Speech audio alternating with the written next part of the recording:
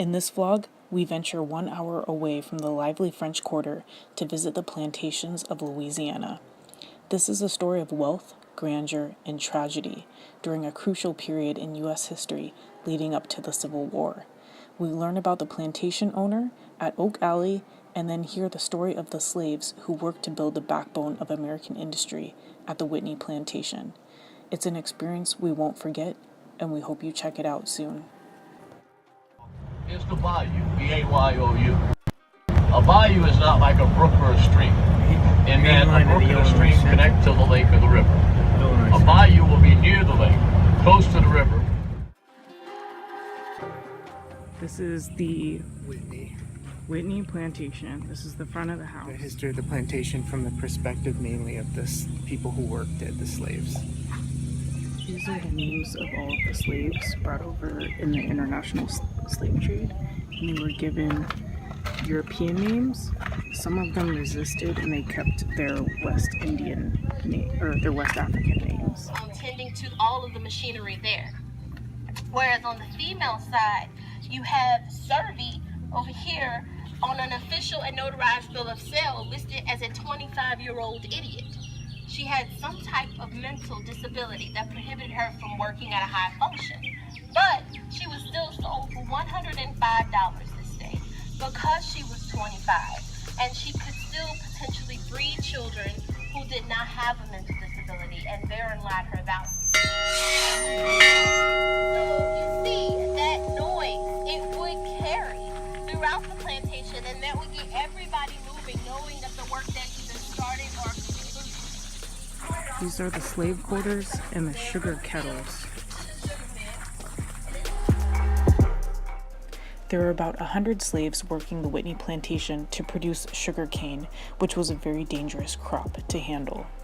To produce the product, it involved boiling the sugar cane juice in large kettles and pans with the high risk of being burned. I'm on the Whitney Plantation. Behind me are the slave quarters. Right there is the slave jail. That's BP.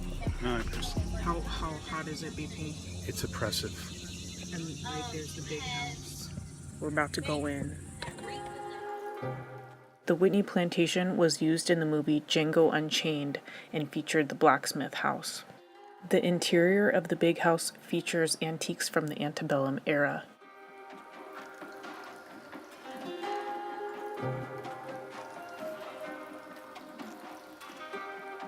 The Whitney Plantation in Louisiana. Those are the live oak trees. It shows the history from the perspective of the slaves, and this is the plantation. I'm going inside. So this is the outside of the plantation. The kitchen was detached because of fire danger, and down there is the slave quarters. They basically lived in shacks. Here's a closer look at the slaves' quarters. And as I mentioned, they harvested sugar cane, which was a very treacherous crop to harvest. And the life expectancy was only 10 years. So moral of the story, the things we heard today were kind of heavy, but the moral of the story is, what do you do now that you're free? And you gotta expect more from your lawmakers to make sure that things like this doesn't happen again.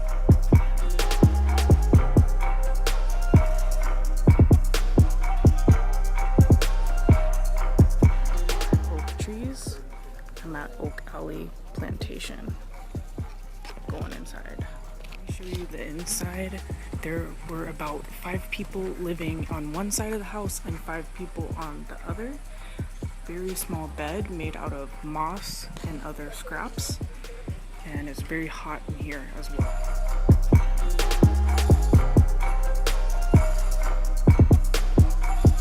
On the right is the lovely wife Selena Juliet, both born to prominent French Creole families. These two, most of the work done by slave labor. The material to build this house, most of the wood came from the plantation. Cypress, harvested in the back in the swamp. All the bricks were made on site. Hear the perspective of the slave owner right now. And this is his house. All the antiques are done in Antebellum 1800 style. Sure don't get along so well. Well, these people have a great disdain for Anglos. Later, I'll just exchange the word Americans, because it all means the same to them. They don't like them. They only like French people.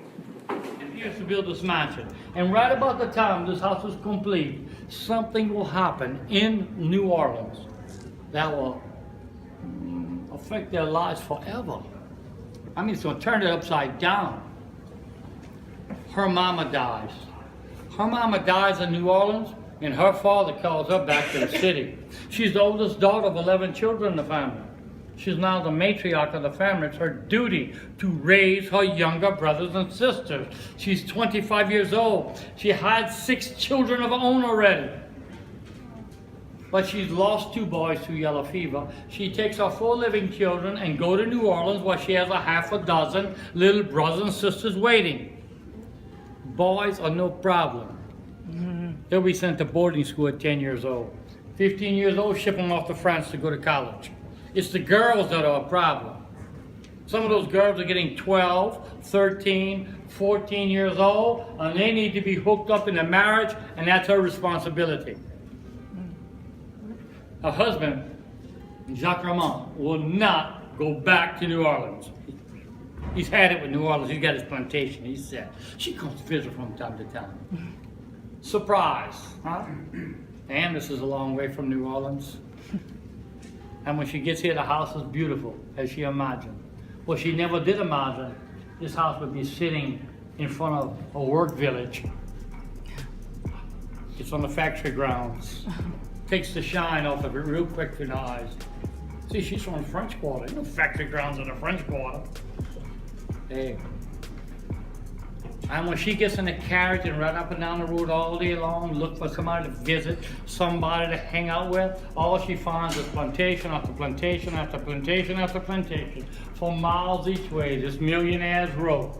This is a place wealthy people have come to get wealthy. There is no social life here. Nothing but plantation owners. The social life is back in the French Quarter in New Orleans. And who owns most of the plantations in the area? His family. She does not like them. Some of them she hates with a passion.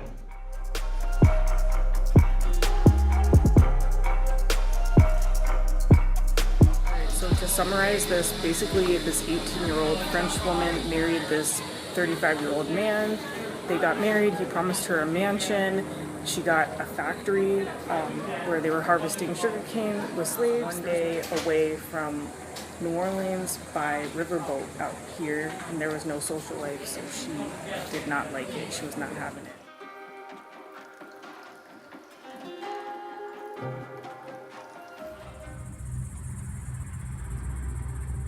Look at these oak trees.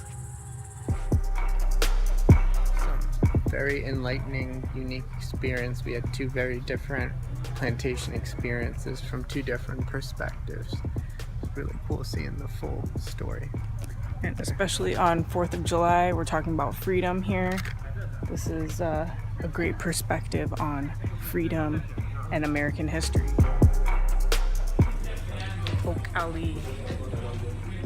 This is the front of Oak Alley Plantation. It was practically abandoned after the Civil War, and then someone purchased it in like the 60s, and then it became a museum. Overall, it's really interesting to hear this living history, and I highly recommend it if you come to Louisiana to take the plantation tour. Louisiana! Somebody telling me